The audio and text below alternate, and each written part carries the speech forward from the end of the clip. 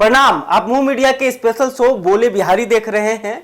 मैं हूं परमवीर सिंह। बिहार में 2 विधानसभा सीटों पर उपचुनाव हो रहे हैं, जिसकी चर्चा हर ओर हो रही है। आज हम बात करेंगे कुशेश्वर स्थान विधानसभा क्षेत्र की, क्योंकि कुशेश्वर स्थान विधानसभा क्षेत्र में अब माहौल बदल गया है। कुछ दिन पहले ही बोले बिहारी शो में हम लोगों ने आपको बताया था कि कुशेश्वर स्थान में किसका पलड़ा भारी है, लेकिन अब वो पलड़ा अब भारी से हल्का होते जा रहा है और यह अतिरेक कुमार की तरफ जा रहा है। आपको अब बताते हैं कि किस पार्टी से कौन चुनाव लड़ रहा है। तो बता दें कि जदयू ने अमन भूषण हजारी को टिकट दिया है, कि जो शशि भूषण हजारी के बेटे हैं। शशि भूषण हजारी कुशेश्वर स्थान से विधायक थे, जिनका निधन हो गया। इसी की वजह से यहाँ पर उपचुनाव हो रहे हैं। वहीं राजद ने गणेश भारती को अपना उम्मीदवार बनाया है और गणेश भारती की ही वजह से बिहार में महागठबंधन टूट गया है। आपको बता दें कि कांग्रेस पहले से ही दावा कर रही थी कि वो कुशेश्वर स्थान विधानसभा क्षेत्र से चुनाव लड़ेगी और इससे पहले भी यहाँ से कांग्रेस ही चुनाव लड़ती आई है। तो ऐसे में कांग्रेस का दावा सही बन रहा था, लेकिन राजद ने एकाएक दोनों विधानसभा क्षेत्रों से चुनाव लड़ने का ऐलान कर दिया और इसके साथ ही प्रत्याशियों के नाम भी ऐलान कर दिए, जिसके बाद कांग्रेस भी भड़क गई और उसने भी दोनों विधानसभा क्षेत्रों से चुनाव लड़ने का फैसला लिया। अब कांग्रेस तारापुर में भी चुनाव लड़ रही है और कुशेश्वर स्थान में भी चुनाव लड़ रही है, यानी कि राजद और कांग्रेस आमने सामने हैं। तो कांग्रेस ने अपने पुराने नेता जो यहाँ से चुनाव लड़ते आए हैं, 5 बार विधायक हैं और बिहार कांग्रेस के बड़े नेता माने जाते हैं, अशोक राम के बेटे अतिरेक कुमार को अपना उम्मीदवार बनाया है। इसको लेकर अशोक राम ने कहा था कि जो पार्टी आलाकमान है वो चाहती थी कि किसी युवा को, किसी यूथ को टिकट दिया जाए, तो ऐसे में अतिरेक कुमार सही बैठ रहे थे। तो अब बात करते हैं कि क्यों अब पलड़ा जो है अतिरेक कुमार का भारी होते जा रहा है और कैसे ये समीकरण अचानक से बदल गया। इस समीकरण को बदला है लालू प्रसाद यादव के बड़े बेटे और बिहार के पूर्व स्वास्थ्य मंत्री तेजप्रताप यादव ने। तेजप्रताप यादव ने 2 दिन पहले एक लेटर जारी किया। लेटर जारी होते ही बिहार की राजनीति में हड़कंप मच गया।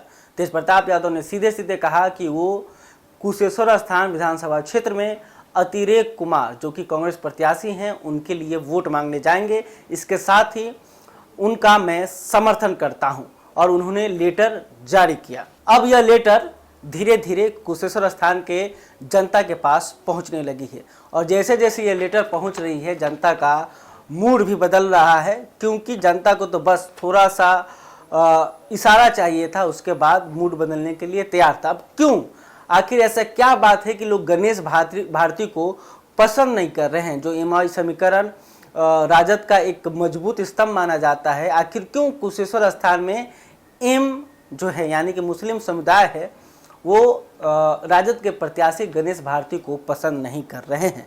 इसकी वजह क्या है, मैं आपको समझाऊंगा। आखिर गणेश भारती कौन है? गणेश भारती राजद के एक पुराने कार्यकर्ता रहे हैं। वहाँ से एक वर्चस्व वाले परिवार से आते हैं। खास करके जो उनके भाई हैं, उनका क्षेत्र में एक अलग छवि है, दबंग छवि है, और एक दबंग छवि होने के कारण कहीं ना कहीं गणेश भारती को घाटा हो रहा है। इसके साथ ही गणेश भारती जिस समुदाय से आते हैं, गणेश भारती माझी समुदाय से आते हैं और माझी समुदाय पर सबसे ज़्यादा किसी जाति ने अत्याचार किया है तो लालू प्रसाद यादव के समीकरण वाई वाले हैं। तो वाई वालों ने सबसे ज़्यादा अत्याचार माझी समुदाय पर किए हैं। तो ऐसे में जो माझी समुदाय के लोग हैं वो थोड़े तेजस्वी यादव और लालू प्रसाद यादव को पसंद नहीं करते हैं। तो ऐसे में खुद उनका जाति का ही वोट उन्हें मिल जाए, इसका कोई गारंटी नहीं है। अब बात करते हैं अमन भूषण हजारी की। आखिर अमन भूषण हजारी कहां पर कमजोर पड़ रहे हैं? तो कमजोर पड़ने की सबसे पहली बात कि उनका एजुकेशन ठीक ठाक नहीं है, यानी कि उतने पढ़े लिखे नहीं हैं। इसके साथ ही अमन भूषण हजारी का भी एक अलग छवि है। उनका एक वीडियो भी वायरल हुआ था, जिसकी चर्चा आज भी हो रही है और चुनाव है तो चर्चा और तेज हो गई है।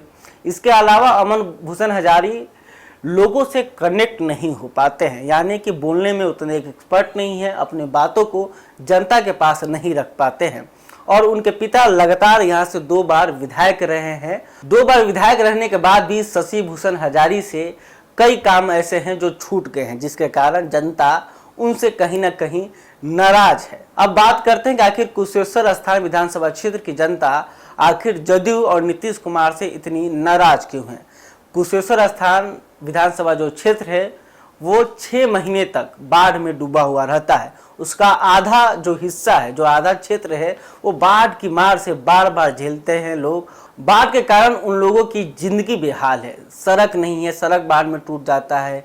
शिक्षा व्यवस्था भी सही नहीं है। इसको लेकर हमारे जो रिपोर्टर हैं वो लगातार रिपोर्ट कर रहे हैं। और कुशेश्वर स्थान की स्थिति को आपको समझनी है तो हमारे चैनल पे जाइए। आपको बहुत सारे पब्लिक ओपिनियन, जनता की राय क्या है, वो सब देखने को मिलेगा। आप जब देखेंगे तो आपको भी समझ में आएगा कि जनता कितनी नाराज है सरकार से। तो ये एक बड़ा जो ये फैक्टर है कि नीतीश कुमार और एनडीए सरकार से वहाँ की जनता नाखुश है। रोड नहीं है, पुल नहीं है, हमेशा पानी में लोग डूबे रहते हैं। डीलर यानी कि जो खाद्य सामग्री बांटने की व्यवस्था है वो भी ठीक नहीं है। शिक्षा व्यवस्था को लेकर कोई बड़ा वहाँ पे शैक्षणिक संस्थान नहीं है। अस्पताल के भी बदहाल स्थिति में है। तो ये जो तमाम बातें हैं कहीं ना कहीं नीतीश कुमार के खिलाफ है। अब बात हम करते हैं अतिरेक कुमार की। अतिरेक कुमार पढ़े लिखे हैं, बहुत पढ़े लिखे हैं, अमेरिका से पढ़ के आए हुए हैं, साफ छवि के माने जाते हैं। जो उनके पिता हैं अशोक राम, वो भी साफ छवि के माने जाते हैं। 5 बार भले विधायक रहे हों लेकिन उनके ऊपर कोई दाग नहीं लगा है। इसके साथ ही अशोक राम का व्यक्तिगत जो रिश्ता है वो काफ़ी मजबूत है। हर जात के, हर बिरादरी के लोगों के पास वो जाते हैं और खुद कनेक्ट होते हैं। घर घर में पहचाने जाते हैं अशोक राम। तो अशोक राम का जो व्यक्तिगत छवि है उसका फायदा सीधे सीधे अतिरेक कुमार को मिलेगा। अतिरेक कुमार बहुत अच्छा बोलते हैं, युवा हैं, अमेरिका से पढ़ के आए हैं, तो उनके पास नई नई योजनाएं, नई नई सोच और लोगों को दर्द को समझ रहे हैं और बिहार को भी समझ रहे हैं। तो ऐसे में अतिरेक कुमार को लोग काफ़ी पसंद कर रहे हैं। अब बात करते हैं हम जातीय समीकरण की कि कुशेश्वर स्थान विधानसभा क्षेत्र का जातीय समीकरण क्या है और इस जातीय समीकरण को कैसे तोड़कर अतिरेक कुमार यहाँ से अभी लीड कर रहे हैं। यह कुछ पुराने आंकड़े हैं क्योंकि अभी तक 1935 के बाद कोई जातीय जनसंख्या की गणना नहीं हुई है और हुई भी है तो आंकड़ा कभी सामने नहीं आया है। तो 1935 के ही आधार पर अभी भी लोग इसका कुछ अनुमान लगाते हैं। उसी अनुमान लगाने की कोशिश मैं भी कर रहा हूं। तो इस आंकड़े के अनुसार यहाँ पे सबसे अधिक यादव समुदाय की जनसंख्या है। यादव समुदाय के 45,000 वोट है। उसके बाद मुसलमानों का 22,000 वोट है, कुर्मी का 20,000 है, ब्राह्मण 16,000 है, राजपूत 4,000 है, मल्लाह 27,000 है। माझी माझी समुदाय जिससे गणेश भारती आते हैं उनकी जनसंख्या यहाँ पर 28,000 है। पासवान समाज जो कि चिराग पासवान यहाँ पे उन्होंने अपना उम्मीदवार दिया है, उनके बारे में भी हम चर्चा करेंगे। उनका वोट यहाँ पे 16,000 है। राम जिससे अशोक राम समुदाय से आते हैं, राम की जनसंख्या यहाँ पे 6,000 के करीब है। इसके अलावा जो चौपाल समाज है उनकी जनसंख्या करीब 20,000 के आसपास है। तो ऐसे में यहाँ पे जो दलित और महादलित और ओबीसी इन समुदायों की जनसंख्या काफ़ी अधिक है, जबकि सवर्ण की भूमिका नामात्र की है।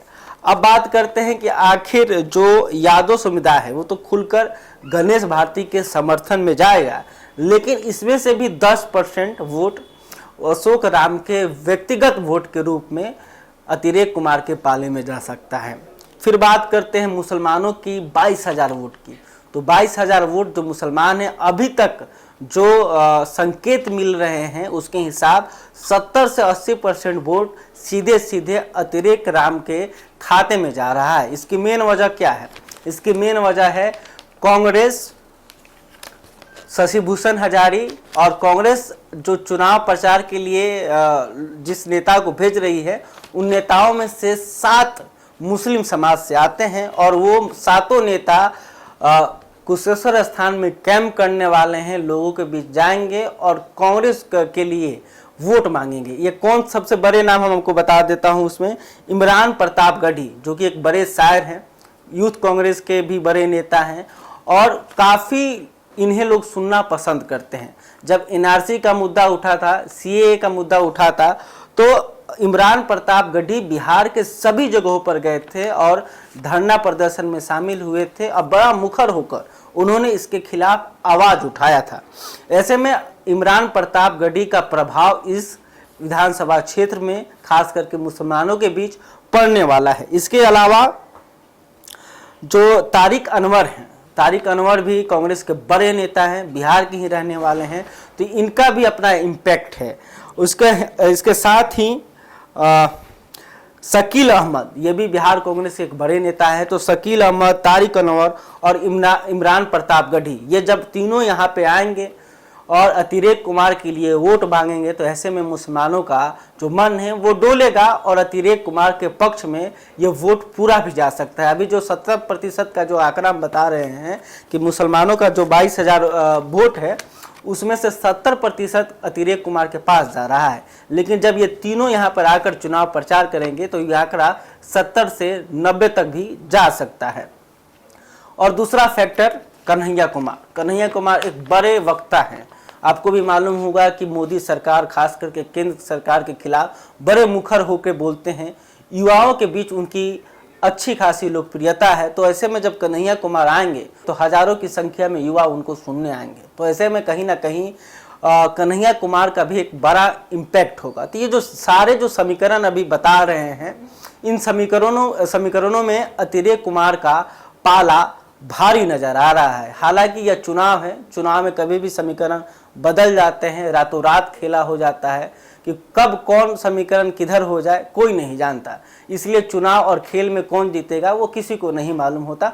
हम लोगों ने भी बस आपको समझाने का कोशिश किया, जो वहाँ के समीकरण बता रहे हैं हालचाल, वही चीज़ हमने आपको बताया।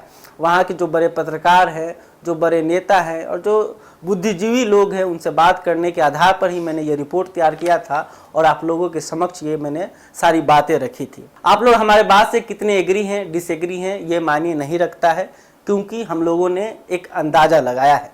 बहरहाल अभी तक आपने हमारे चैनल को सब्सक्राइब नहीं किया तो तुरंत कर लें। वीडियो पसंद आया तो वीडियो को लाइक कीजिएगा। कुशेश्वर स्थान विधानसभा क्षेत्र में क्या हाल है आपके अंदाज से, वो भी कमेंट करके बताइएगा। धन्यवाद। Subscribe now and press the bell icon. Never miss an update.